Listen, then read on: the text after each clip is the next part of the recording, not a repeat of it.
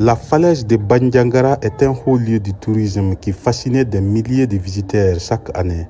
Une région qui regorge de nombreux sites touristiques, mais la situation sécuritaire a complètement secoué le secteur.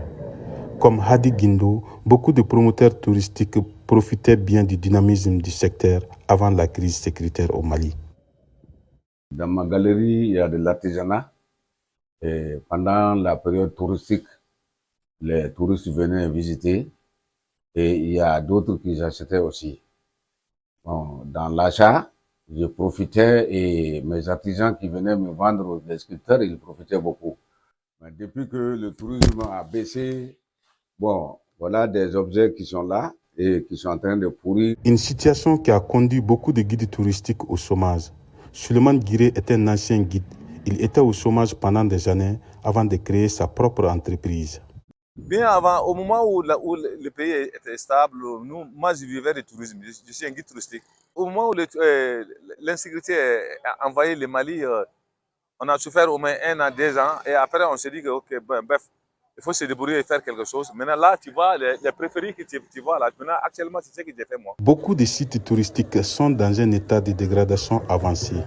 Cette année, la reprise de certaines activités touristiques au pays d'Ogon constitue un espoir pour la région.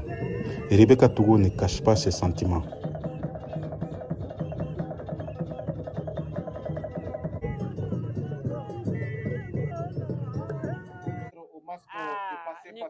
Ça prouve que la paix est de retour progressivement.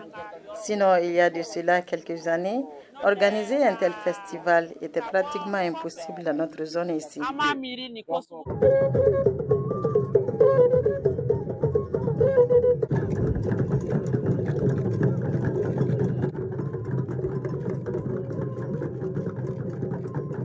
Pendant une semaine, des festivaliers venus de l'intérieur du pays ont revisité la diversité du pays d'Ogon à travers chants et danses. Yabouyo Togo est une festivalière. Je suis très contente et très ravie. Le Mali a besoin de ça aujourd'hui, là où nous sommes.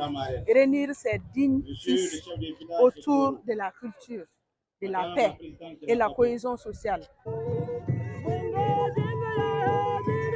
Une reprise étant souhaitée pour permettre à des milliers de touristes de revisiter la beauté du plateau d'Ogon de Sanga, les masques de Ireli et les chutes d'eau de Ndé. Tidjane Ouedraogo, Koro, VOA Afrique.